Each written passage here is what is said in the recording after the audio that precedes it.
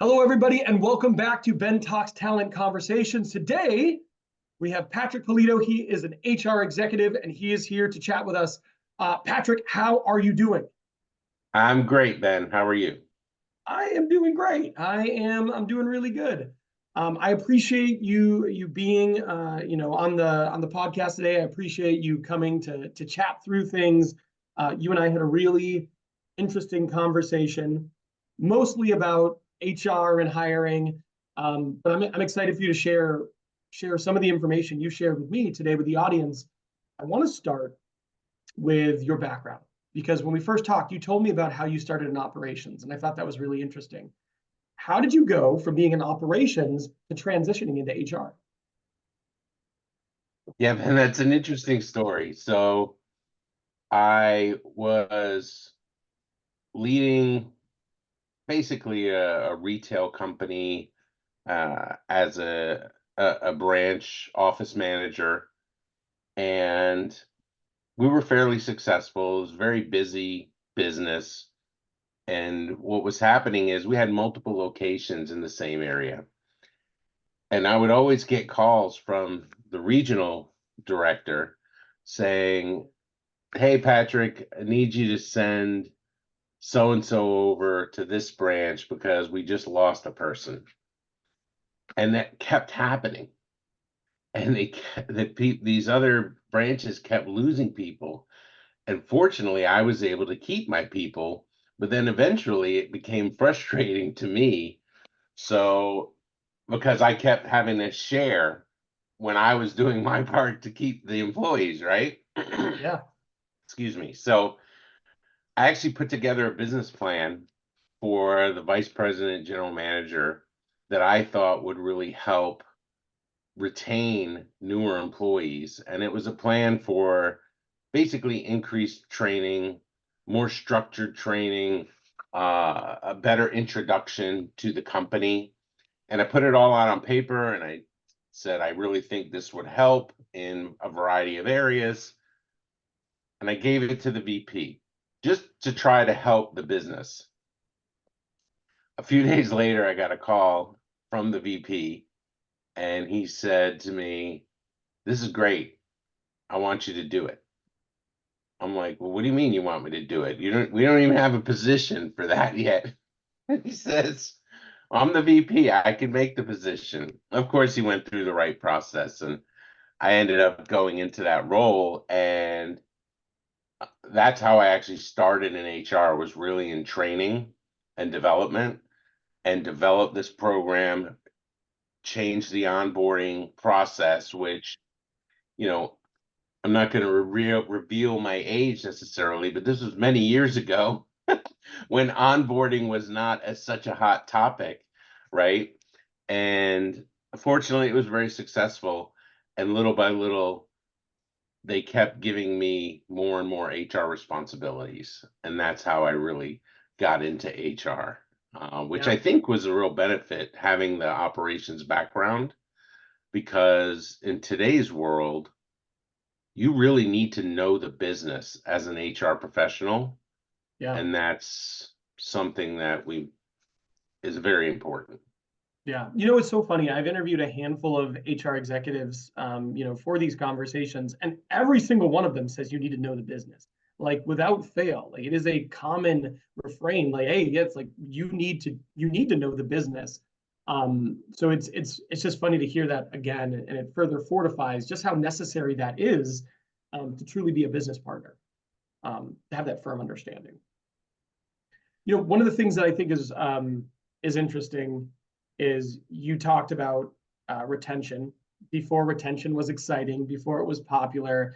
I mean, nowadays there's this common saying that retention starts at onboarding, and you were working on onboarding as part of the way to. I personally feel retention starts at the hiring process because the experience candidates have entering into your organization also matters. But clearly, you noticed a link between the onboarding experience and being able to retain people, which I think is very critical. And retaining people is a hot topic now, more than ever, because you're seeing a lot of people. leave organizations at historically quick rates. 2.9 years in America is kind of what we're looking at, the average Yeah. tenure.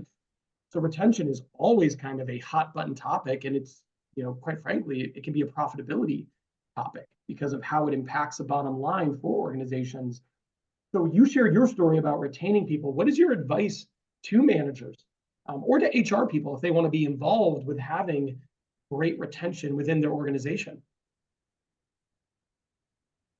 Yeah, this is gonna sound simplistic, but there are a lot of companies that have really hit the mark when they say they are not only say, but actually act as if they are a people first organization.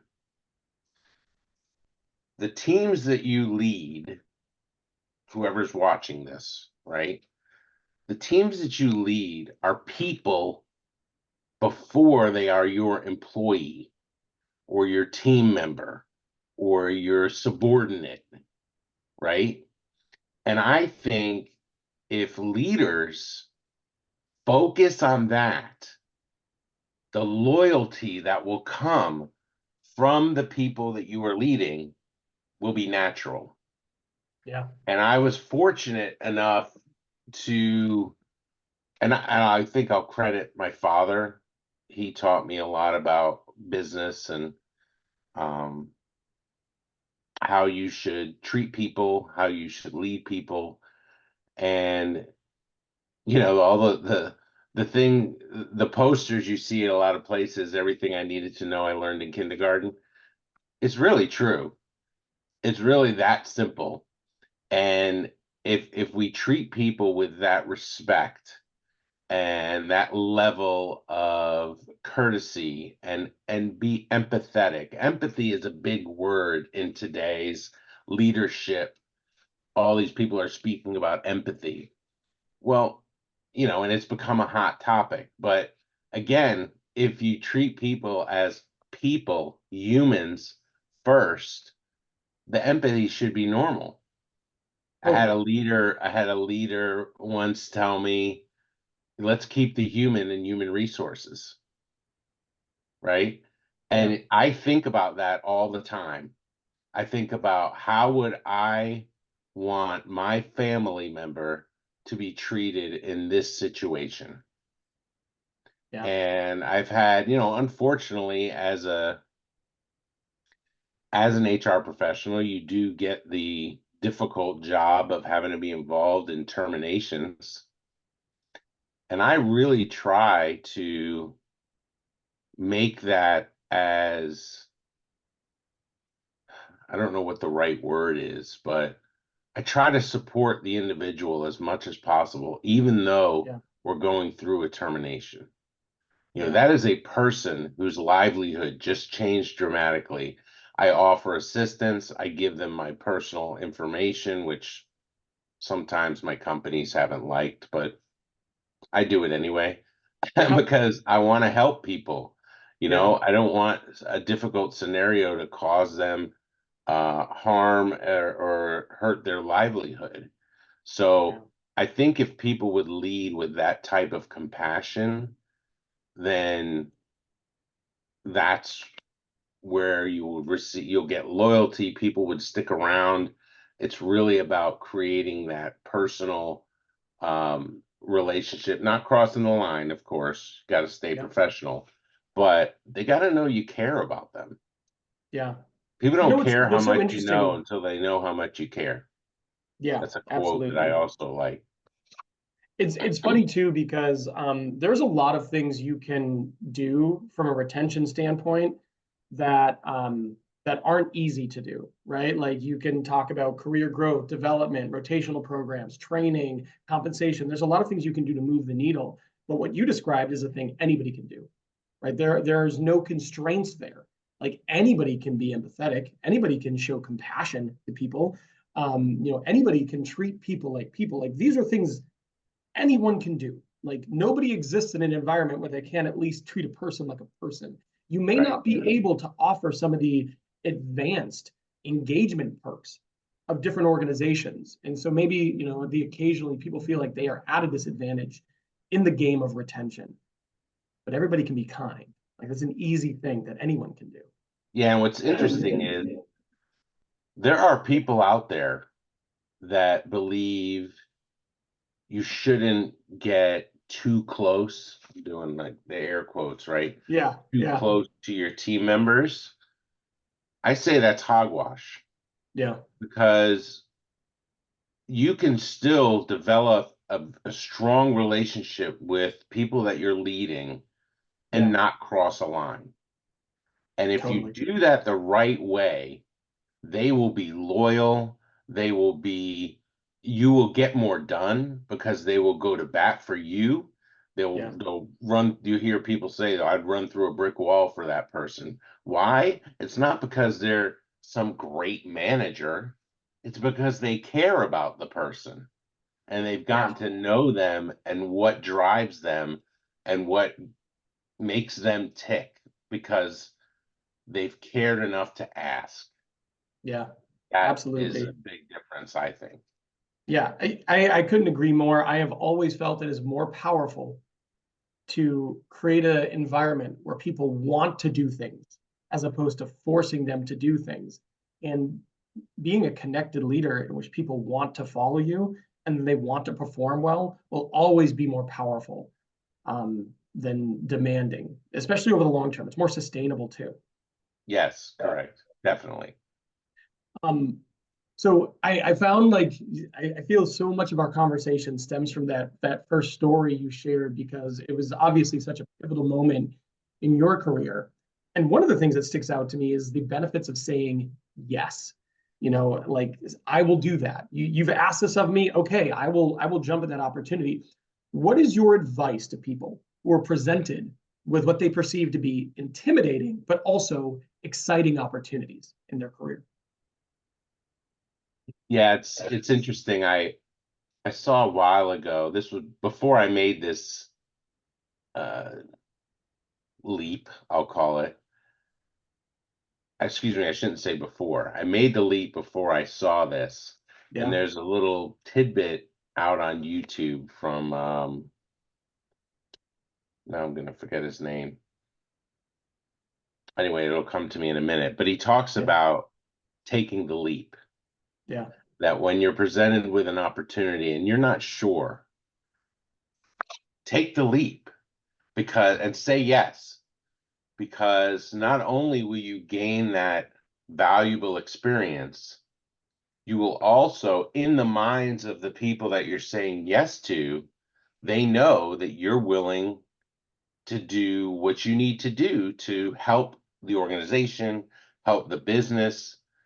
Now I think, yeah, there's always going to be hesitation in people. That's human nature.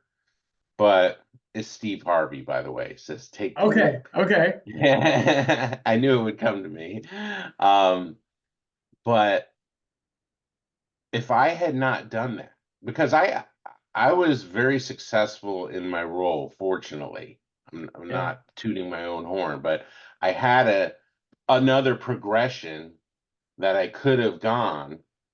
But I thought not only was this kind of like I created it and he's giving me this opportunity to take this baby, so to speak, and run with it, but I said, oh, well, you know what? This would be something new, something different, something that I could really put my stamp on. And he's giving me the go ahead. Now, is there risk involved there? Absolutely. What if it flopped? You know, Yeah. that could have been my career projection could have been difficult, but I think when it's something you're passionate about and something that you know is important to you, you're gonna put in the effort, the time that you need to make it successful. And if things go sideways every once in a while, you adjust. You Yeah. adjust. It's kind of like I approach a lot of what I do like a game. I'm a big sports fan. I approach things like a game. Something happens, you had a turnover, a fumble, whatever it might be. You got to adjust and figure out how you're going to make up for that mistake. You can't dwell on it. You got to have like the short memory, all right, of a quarterback who threw an interception. Forget Yeah. that, because that's done. You can't let it get into your head. Let's figure out how to move forward. What's the best way to make things better? So having that positive attitude and saying yes to opportunities, I think will help any individual grow and be better prepared for future opportunities that come their way. Yeah, absolutely. One of my favorite sayings is "Fortune favors the bold," and I love that saying, and I try to live by it. And man, I just feel like if you do not take risks, you will miss so many opportunities throughout your career. They need to be calculated, of course. You want to Yes, think of through course. things, but there is so much opportunity that you can just say no to, and you never know how it'll change the entire course of your career, like it did for you. Hmm. Definitely. Um, we were talking about how HR is perceived, so organizationally, and there can be the tendency for HR not to be perceived like super well, right? I think there can be that perception there.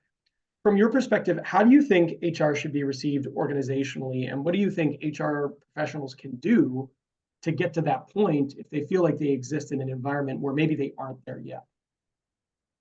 Yeah. Um, I think the biggest negative connotation that comes with HR is you're the HR police. You say no. Can we do this? No. How about this? No. Well, what about this? No. And it's um and I think unfortunately some HR professionals get stuck into that mindset of I'm here only to protect the company, right? And therefore I probably have to say no a lot. And I think that's what hurts the reputation of many HR professionals. Whereas what I try to do and what I would recommend to those that are coming up in the profession is talked about earlier, trying to find ways to say yes.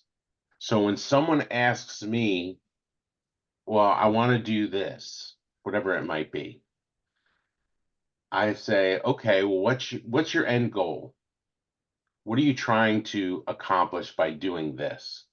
And then if I'm savvy enough as an HR professional, I know how, hopefully, not always, but oftentimes I can get them there while still being compliant and not having to say no, right? The only way I can do that, which we talked about earlier, is really knowing the business. Yeah, And that's why I tell folks if they're new to an organization or they're just started in HR, your first priority needs to be learn the business, learn the ins and outs, learn what the challenges are for the operations folks, because that's what you're going to have to help solve as a uh, people and process problem solver. That's how I try to approach the position. Then, once you've done that, you have to show people who you are. Be visible. Don't stay behind your desk for hours on end. Go out to the business. If you have locations, go out to the locations. And when you show up, just show up to say hello. Tell them you're from HR and they'll be like, "Oh, what's going on? What's wrong? Is someone getting fired?" Right? I still get that today. yeah, And I just have to tell them, "No, I'm just here to say hello, to meet you, put a face with a name so that you know if you need anything, you can reach out to me. I am a resource for you." And that's the difference in what I think a good business partner is that balance between being an employee advocate or team member advocate and protecting the company. You have to be able to have that relationship with both entities and show them that it's not a big deal to call yeah. the HR guy. I Yeah. leave my cards out. So call me, send me a note. They think of something. I'm in the location. I say, "Oh, can you send me an email right now so I don't forget that?" And then I'll send something right back to them when I get back to my office. It's just a matter of keeping that open line of communication. When you have that type of relationship with the people in your organization, things don't bubble up and then blow up into these big problems. Usually they'll come to you right away and you can work through them because they trust you. Yeah. I love that answer. I'm not even going to add anything to it because I think that's perfect as is.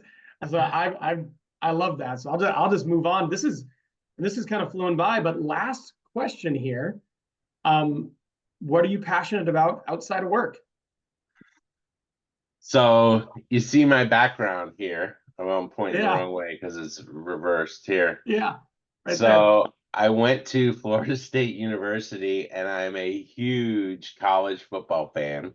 Although I'm a fan of all sports, but going to that university, I've become a bigger fan of college sports than professional sports.